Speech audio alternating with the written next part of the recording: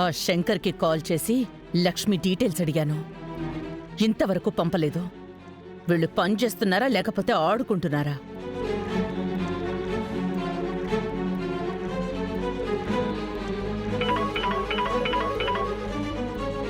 Hello madam. నీకు Lakshmi details పంపించమని చెప్పి ఎంతసేపు అవుతుంది? సారీ మేడం, డీటెయిల్స్ అన్ని కలెక్ట్ చేసేసరికి లేట్ అయిపోయింది మేడం. ఇప్పుడు లక్ష్మీ మేడం ఫైలు నా దగ్గరే ఉంది మేడం. ఏయ్, లక్ష్మి మేడం ఏంటి? లక్ష్మి అంతే. లక్ష్మీ డీటెయిల్స్ మీకు ఇప్పుడే సెండ్ చేస్తాను మేడం. త్వరగా త్వరగా పెట్టు. అలాగే మేడం.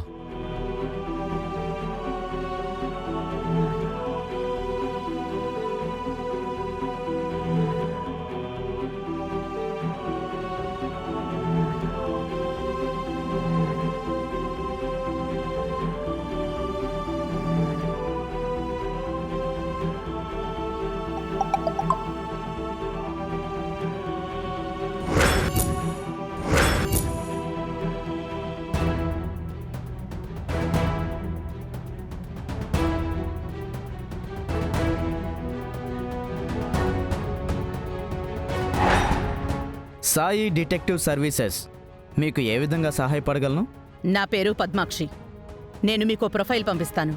అందులో ఉన్న వ్యక్తి పేరు లక్ష్మి. తన గురించి ఫుల్ డీటెయిల్స్ నాకు కావాలి. అలాగే మేడం, మీరు ప్రొఫైల్ పంపించండి. నేను ప్రొఫైల్ చెక్ చేసి ఆ అమ్మాయికి సంబంధించిన ఎవ్రీథింగ్ ఇన్వెస్టిగేషన్ చేసి మీకు ఫుల్ రిపోర్ట్స్ పంపిస్తాను. చూడండి, నాకు ఆ రిపోర్ట్స్ కావాలి. ఆ అమ్మాయి చచ్చిందా బతికిందా అనేది ఎవ్రీ ఇన్ఫర్మేషన్ నాకు కావాలి. మీరు డీటెయిల్స్ పంపించండి, నేను చూసి రిపోర్ట్స్ పంపిస్తాను మీకు. ఓకే, తనకి సంబంధించిన డీటెయిల్స్ పంపిస్తున్నాను, చూడండి.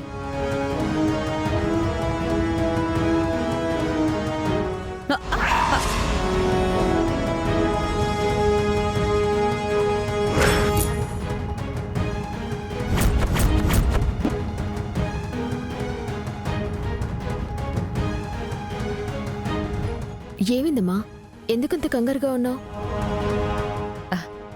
ఏం లేదే. నువ్వు ఏం లేదంటున్నావు గాని 2 రోజుల నుంచి అబ్జర్వ్ చేస్తున్నాను. నీలో నువ్వు చాలా కంగారు పడిపోతున్నావు, దేనికో భయపడిపోతున్నావు. నిన్నెప్పుడు ఇలా చూడలేదమ్మా. ఏమైంది? ఏం లేదు అంటున్నానా? నువ్వు నా దగ్గర ఏదో దాస్తున్నావు.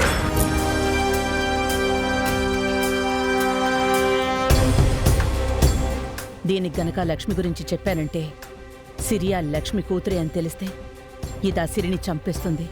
దీని సంసారాన్ని ఇదే నాశనం చేసుకుంటుంది. ఎట్టి పరిస్థితుల్లోనూ దీనికి లక్ష్మి గురించి, లక్ష్మి బిడ్డ గురించి ఎలాంటి నిజం చెప్పకూడదు. అమ్మా, నిన్నే ఏమైంది?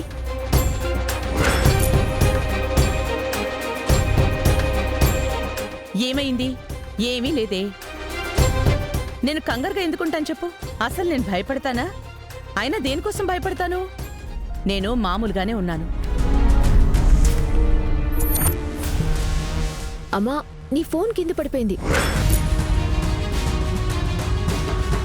ఇప్పుడు ఈ ఫోన్లో ఆ లక్ష్మి డీటెయిల్స్ కనుక సహస్ర చూసిందంటే సహస్రకు అనుమానం వచ్చేస్తుంది. ఇప్పుడు ఏం చెయ్యాలి?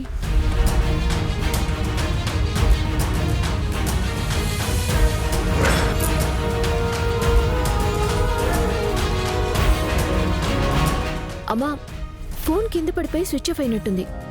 ఇదిగో. ఏది? నేను చూస్తాను లేవే.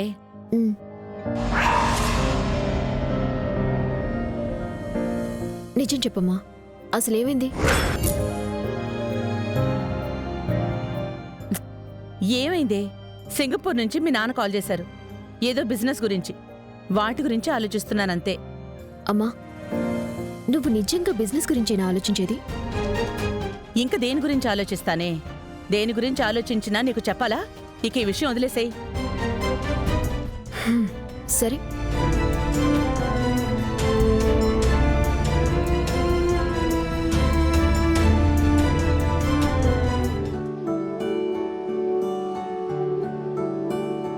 ఇదిగోండి.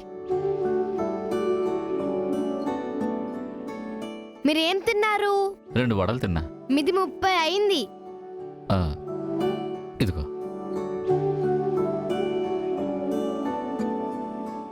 50 అంటే మీకు ఇంకా 20 రూపీస్ వస్తాయి. ఉంటాయి. ఉమ్.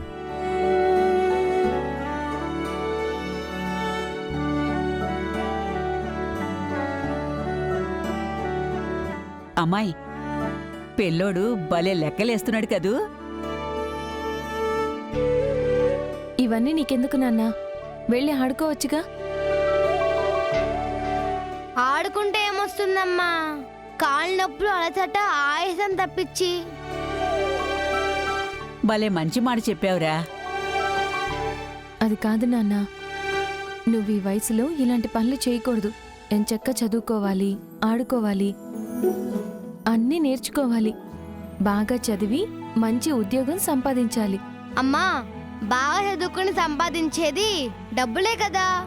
అవునరా. పోనీ చదివే స్కిప్ చేసేసి డబ్బులు ఇప్పటి నుంచి సంపాదించేనా? అలా చేయకూడదు నాన్న.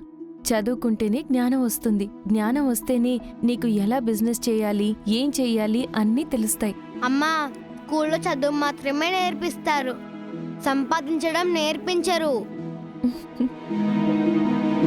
అదే ఇక్కడ కూర్చున్నాను అనుకో, ఎలా బిజినెస్ చేయాలి, ఎలా డబ్బులు సంపాదించాలో నిన్ను చూసి నేర్చుకోవచ్చు. ఉమ్. ఒక రకంగా ఇది కూడా నాకు ఒక స్కూలే. సిరి చూసావా ఈ బడుద్ద ఎలా మాట్లాడుతున్నాడో? బాగా మాటలు నేర్చాడు. ఏయ్ బుర్ర బుక్కుల ముసలి, నేను చెప్పింది నిజమే కదే. హరికృష్ణ, అమ్మా, కృష్ణని పిలవమని ఎన్నిసార్లు చెప్పాను? సరే క్రిష్, ముందు నువ్వు స్కూల్లో చెప్పే పాఠాలు నేర్చుకోవాలి. ఆ తర్వాత నువ్వు పెరిగి పెద్దవ్వాలి. పెద్దయిన తర్వాతే డబ్బు ఎలా సంపాదించాలనేది ఆలోచించాలి. అబ్బో, చాలా పెద్ద లిస్టే ఉందిగా. సరే, అలాగే చేస్తాలే. ఉమ్, ఒరే క్రిష్, ఇప్పటి వరకు ఎంత సంపాదించావురా?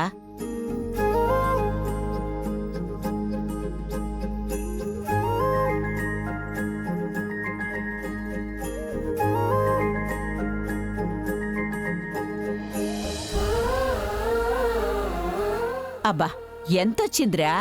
చెప్తా నాగవే ముసలి. ఆ, అబ్బో, 6,540 రూపాయలు వ్యాపారం జరిగింది ముసలి. అమ్మో, పర్వాలేదే సిరి. నెమ్మది నెమ్మదిగా మన ఆదాయం పెరుగుతుంది. మా అమ్మ చేత్తో చేసిన ఏమైనా సూపర్గా ఉంటాయి.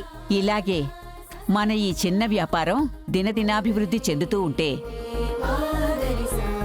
మన హరికృష్ణని బాగా చదివించచ్చు సిరి.